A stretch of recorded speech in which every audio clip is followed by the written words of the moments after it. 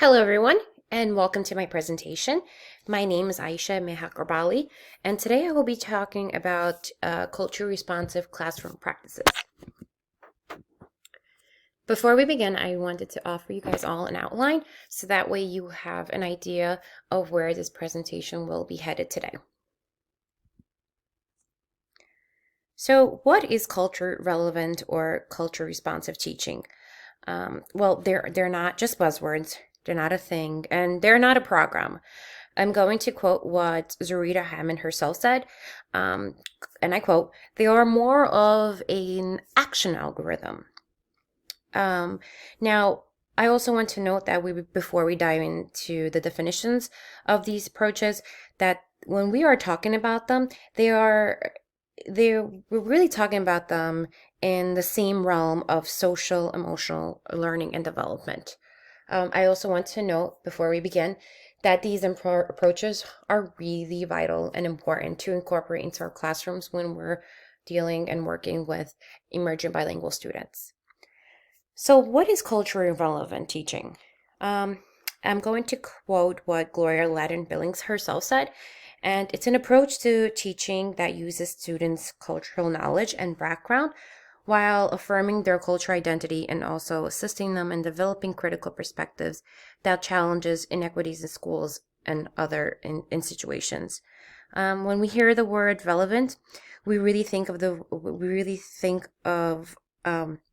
what symbols are embedded in the students' learning experiences. What are we incorporating?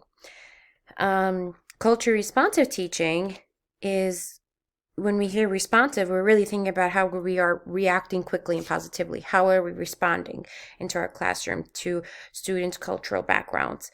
So, by definition, culture responsive teaching is using students' cultural aspects as references, and we're being responsive by determining on how to teach and finding ways to tailor our curriculum and content. Again, the teaching is focused on being responsive to the cultural and personal strengths and intellectual capabilities and background knowledge of students. So, although they might seem different, they're actually very similar.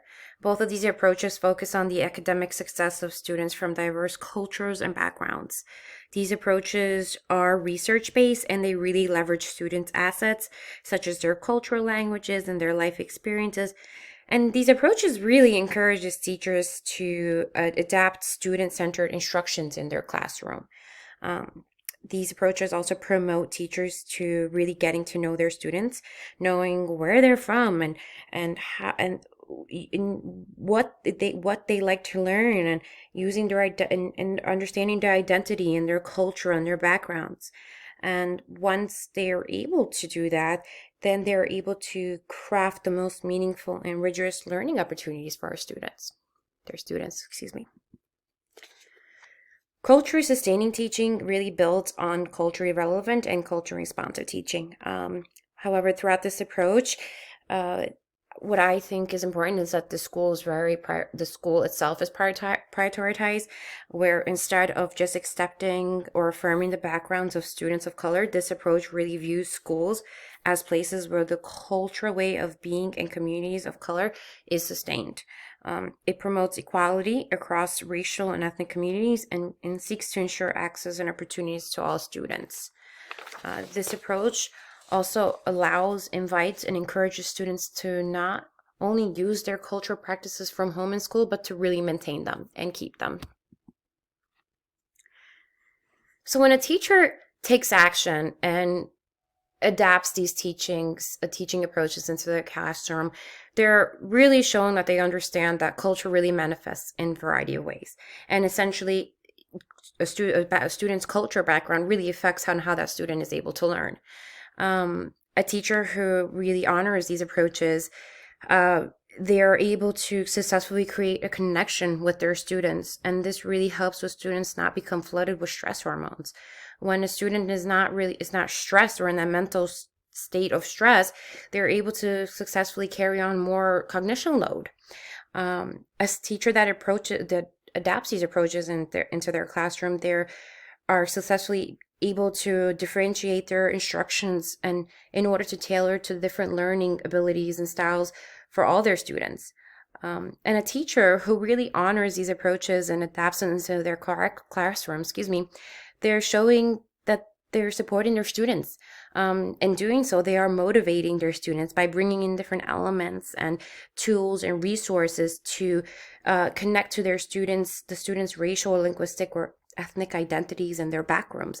And this will really contribute to motivating students throughout the classroom. So throughout my research, I believe there are 3 ways to go about and how to successfully incorporate these approaches into our classroom. In doing that, it can be done by 1, creating a welcoming, supporting classroom, 2, identifying your students, and 3, the curriculum. By creating a welcoming, supporting classroom, this is the first and foremost, the most important thing, is about how you go about welcoming students to your classroom. You can also show your support and welcoming students warmly into the classroom by getting to know them, understanding their backgrounds, and getting their name pronunciation correctly. You could also show and demonstrate support to your students by offering different visuals throughout the classrooms, providing representation of them and their cultures, so they feel that they are seen and they are heard and they do belong in the classroom. Once you're able to establish that, then you go on to identifying your students. This really focuses on understanding your students' strengths, their skills, background knowledge, cultural background, their language, their identities. Once you're able to identify your students and their skills and all that stuff, you're then able to go ahead and examine your curriculum, where you will then be able to organize and tailor your instructions to ensure that there is a diversity of access points to the materials and languages.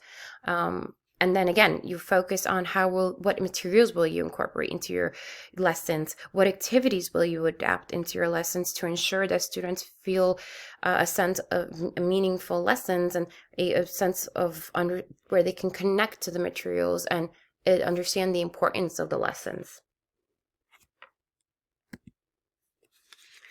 So how do you know that you successfully adapted these teaching approaches into your classrooms? I decided to make a list of these indicators to know that you're successfully accomplishing that. And I think the first and foremost important one is the relationship between the student and teacher is very evident. Students will then be able to radiate a sense of belonging. They will be vocal, especially for emerging bilingual students. When they feel a sense of belonging and they feel a sense of welcome, they will be vocal. You will hear them throughout the classroom. Another indicator that you're adapting these teaching approaches successfully is through the materials and text selections that you offer throughout the classrooms. Especially books, literature. Are students seeing themselves through these written works? Do they see something they can connect to, or can they relate to? Again, representation is fostered throughout the classroom. That is very important. Are students being seen throughout the classrooms? Do they have a sense of belonging to the visuals? And lastly, but also very important, is through the activities. What the activities that you offer to your students should be able to interest students and have students engaged. The activities that you adapt into your lessons and the curriculum are very important because it is how you go about responding to the curriculum and engage and having students feel engaged. So in a nutshell, these teaching approaches